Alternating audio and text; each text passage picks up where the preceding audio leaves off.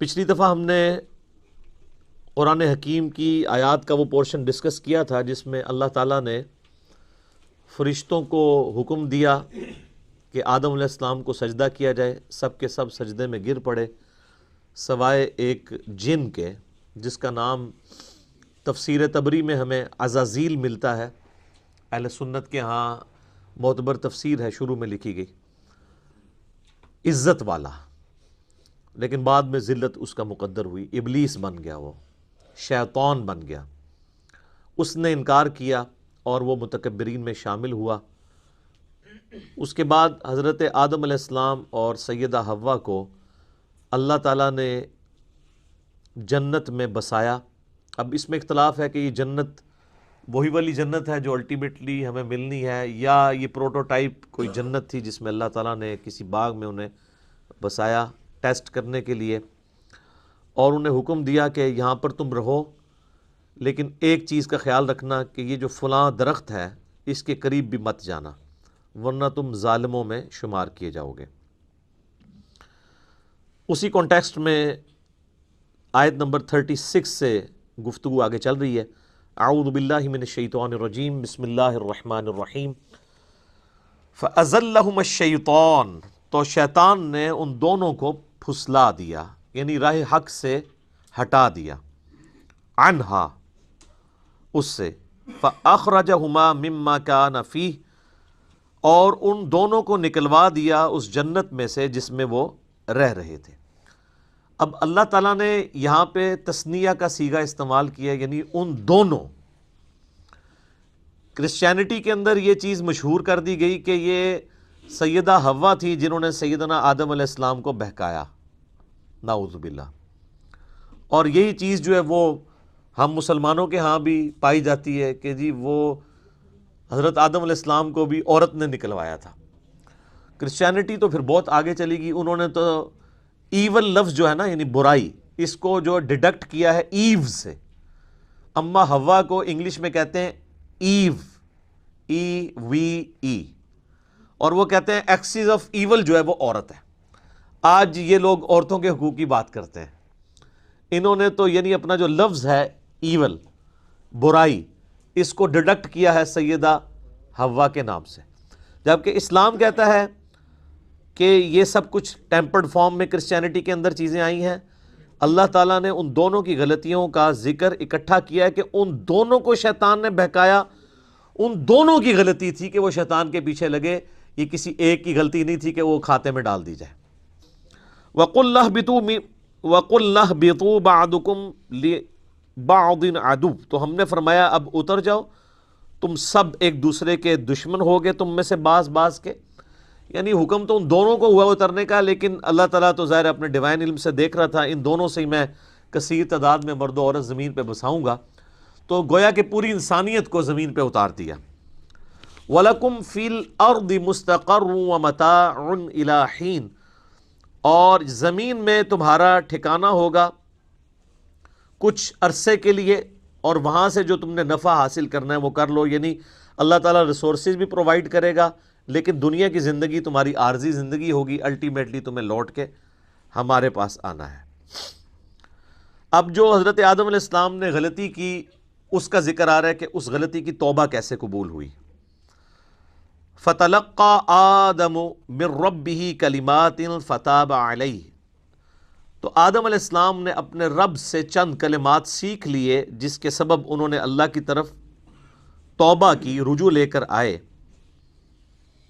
تو اللہ نے ان کی توبہ قبول کر لی.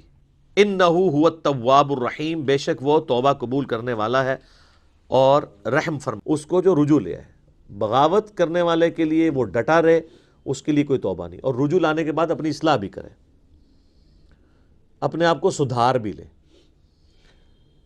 اچھا، یہاں پہ جو الفاظ ہے فَتَلَقَّى آدَمُ مِن رَبِّهِ كَلِمَاتٍ فَتَابَ عَلَيْهِ، کہ آدم علیہ السلام نے چند کلمات اللہ تعالیٰ سے سیکھ لیے جس کی وجہ سے اللہ نے ان کی توبہ قبول کی. سورۃ البقرہ میں یہ کلمات نہیں آئے. اس کی وجہ یہ ہے کہ قصہ آدم اور ابلیس اس سے پہلے 6 مختلف جگہوں پر بیان ہو چکا ہے، لیکن مصحف کی ترتیب میں وہ جگہیں بعد میں آئیں گی. لیکن قرآن کے نزول کے اعتبار سے چونکہ یہ چیز ہو چکی ہوئی تھی، یہ تو مدنی صورت ہے، نبی علیہ السلام کے اعلان بعثت کی آلموسٹ سمجھ لے 15 سال کے بعد نازل ہوئی ہے، اور اس سے پہلے 2/3 مکی قرآن نازل ہو چکا تھا، اس میں وہ پوری ڈیٹیل موجود ہے سورۃ الاعراف کے اندر کہ وہ کلمات کیا تھے، ربنا ظلمنا انفسنا وان لم تغفر لنا وترحمنا لنکونن من الخاسرین، اے رب ہمارے، ہم نے اپنی جانوں پر ظلم کیا، اور اگر تو نے ہم پر رحم نہ فرمایا اور ہمیں معاف نہ کیا تو ہم خسارہ پانے والوں میں سے ہو جائیں گے۔ قصہ آدم اور ابلیس قرآن حکیم میں 7 مقامات پر آیا ہے، اس میں آخری مقام یہ ہے جو سورۃ البقرہ میں ہم پڑھ رہے ہیں، لیکن مصحف کی ترتیب میں یہ پہلا مقام ہے۔ یہ سارے مقامات پہ جو سکیٹرڈ فارم میں شیطان کی اور اللہ تعالیٰ کی گفتگو ہوئی، حضرت آدم علیہ السلام کا اور اللہ کا جو معاملہ ہوا، اس کو میں نے ایک لیکچر کے اندر کور کیا ہے، مسئلہ نمبر 79، اللہ، انسان اور شیطان، یہ میرا ٹائٹل ہے اس لیکچر کا، مسئلہ نمبر 79۔ اس میں نے ساری جگہ سے ٹکڑے اٹھائے کہ یہ والا پورشن اتنے حصے میں ہے، یہ دوسری صورت میں بیان ہوا، جس طرح اب یہاں پہ وہ کلمات نہیں ہیں۔ البتہ ایک کمزور درجے کی روایت ہے المستدرک للحاکم کے اندر کہ حضرت آدم علیہ السلام نے اللہ تعالیٰ کے حضور نبی صلی اللہ علیہ وآلہ وسلم کا وسیلہ پیش کیا، جس کی وجہ سے اللہ تعالیٰ نے ان کی مغفرت کی۔ پھر اللہ تعالیٰ نے ان سے پوچھا کہ تمہیں محمد صلی اللہ علیہ وآلہ وسلم کا علم کیسے ہوا؟ تو انہوں نے کہا کہ میں نے جو ہے وہ جب تو نے مجھے پیدا کیا تو میں نے تیرے عرش پہ تیرے نام کے ساتھ سیدنا محمد رسول اللہ صلی اللہ علیہ وآلہ وسلم کا مبارک نام دیکھا تھا، تو مجھے اسی وقت پتہ چل گیا کہ یہ ہستی تیرے حضور عزت والی ہیں۔ اب یہ حدیث تو حاکم کے اندر موجود ہے، لیکن انتہائی کمزور درجے کی روایت ہے۔ یہ امام ذہبی نے تو بلکہ اسے آلموسٹ لکھا ہے کہ یہ گھڑی ہوئی روایت ہے، اور انجیل برناباس جو پبلک کے اندر ایک مشہور ہے نا، اس میں بھی اس قسم کی ایک روایت لکھی ہوئی ہے۔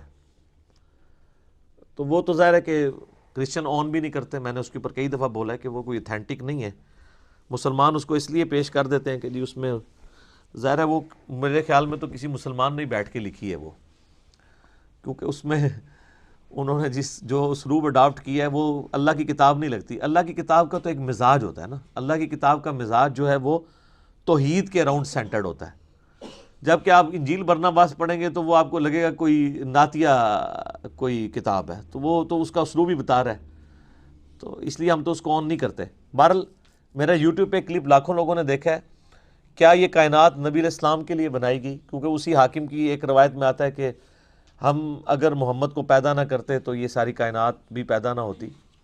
یہ بات اپنی اصل میں اس حد تک تو درست ہے کہ پوری کی پوری کائنات انسان کے لیے پیدا ہوئی ہے، کسی ایک انسان کے لیے نہیں، انسانیت ایز اے ہول کے لیے، جو پچھلی دفعہ ہماری آیات بھی گزر چکی ہیں کہ ہم نے جو کچھ زمین میں ہے تمہارے لیے پیدا کیا۔ باقی اس کو اس طریقے سے بیان کرنا قرآن حکیم میں یہ بیٹھتا بھی نہیں، اس کی وجہ یہ ہے کہ قرآن حکیم میں 7 دفعہ یہ واقعہ بیان ہوا ہے۔ جو چیز پوری انسانیت کی ہدایت کا سبب بننے والی تھی کہ ہمارا اوریجن آدم علیہ السلام ہے، 7 دفعہ ایک واقعہ قرآن میں مختلف انداز سے آیا ہے۔ کسی ایک جگہ تو آ جاتا کہ نبی علیہ السلام کا وسیلہ پیش کیا گیا تھا۔ یہاں پہ بھی کلمات ہیں، وہ کہتے ہیں نہیں کلمات سے مراد وہ ہیں، بھئی وہ کلمات بھی قرآن کے اندر آ گئے ہیں سورۃ الاعراف میں، اور قرآن کی سب سے بیسٹ تفسیر وہی ہوتی ہے جو قرآن کے اندر موجود ہو۔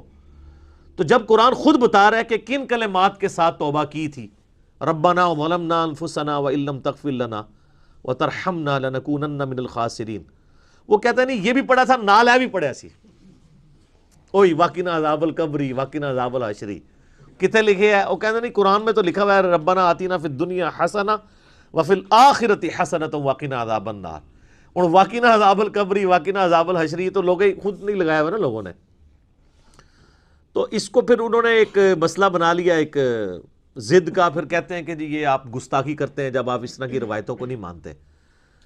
روایتیں نبی علیہ السلام سے ثابت ہوں گی تو مانی جائیں گی نا، ان کی سند صحیح ہوگی تو مانی جائیں گی نا، گستاخی والی کون سی بات ہے؟ یہ تو اسی طریقے سے ہے کہ اگر ہم عیسائیوں سے یہ کہیں کہ حضرت عیسیٰ علیہ السلام اللہ کے بیٹے نہیں ہیں، اور سورۃ المائدہ کی وہ آیت پڑھ دیں، آیت نمبر 75 نمبر آیت، کہ عیسیٰ اور ان کی ماں تو کھانے کے محتاج تھے، ایسے لوگ تمہارے مشکل کشا کیسے ہو سکتے ہیں جو روٹی کھانے کے محتاج ہوں؟ تو وہ عیسائی تو یہ سمجھے گا حضرت عیسیٰ کی توہین ہو گئی ہے۔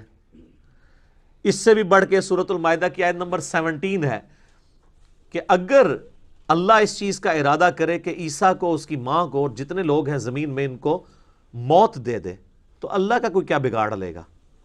تو وہ کہیں گے او بڑی توہین کر دی آپ نے۔ بھئی توہین تو تب ہوتی ہے نا جب کسی انسان کے ساتھ کمپیئر کروایا جا رہا ہو۔ جب اللہ تعالیٰ توحید بیان کرے گا تو آپ کے ذوم میں آٹومیٹیکلی توہین آ جائے گی۔ اس میں انبیاء کی توہین نہیں ہے، بلکہ انبیاء ہی نے میں یہ تعلیم دی ہے۔ ورنہ میں علم الکلام میں فقی کے طور پہ ایک جواب دیتا ہوں کہ جامعہ ترمذی میں، سنن ابی داؤد میں، سنن ابن ماجہ میں حدیث ہے، نبی علیہ السلام کو ایک صحابی نے سجدہ کیا، آپ علیہ السلام فرمایا سر اٹھا، یہ کیا کر رہا ہے؟ کہا یا رسول اللہ میں وہ کوفے کے پاس ہیرا نامی ایک شہر ہے وہاں گیا تھا، میں نے دیکھا لوگ اپنے سردار کو سجدہ کرتے ہیں، تو آپ تو اللہ کے رسول ہیں، آپ زیادہ حقدار ہیں کہ ہم آپ کو سجدہ کریں، آپ تو ہمارے مذہبی پیشوا بھی ہیں، ہمارے پولیٹیکل لیڈر بھی ہیں، ہمارے ہر لحاظ سے ہمارا سب کچھ آپ ہی ہیں۔ تو آپ علیہ السلام نے فرمایا کہ مجھے بتاؤ جب میں فوت ہو جاؤں گا اور تم میری قبر سے گزرو گے، کیا میری قبر پہ بھی سجدہ کرو گے؟ انہوں نے کہا نہیں یا رسول اللہ۔ تو فرمایا پھر مجھے کیوں سجدہ کر رہے ہو؟ اگر میں سجدہ جائز سمجھتا تو بیویوں سے کہتا کہ اپنے خاوندوں کو سجدہ کریں اس حق کے سبب جو اللہ نے ان کو دیا ہے۔ اب مجھے بتائیں کیا نبی علیہ السلام نے اپنی توہین خود کر دی؟ وہ صحابی تو حضور کی عزت میں حضور کو سجدہ کر رہا تھا نا، حضور سے محبت کا اظہار کر رہا تھا نا۔ تو یہ جو کہتے ہیں عشق دے چلے نمبر لے گئے، تے چلا تے صحابی بھی ہو جائے تے حضور علیہ السلام قبول نہیں کر دے، آگے چلے سیر چوک یعنی بریکٹ میں، یہ کیا کر رہا ہے؟ عشق دے چلے نہیں ہم نمبر لے گئے، علم والے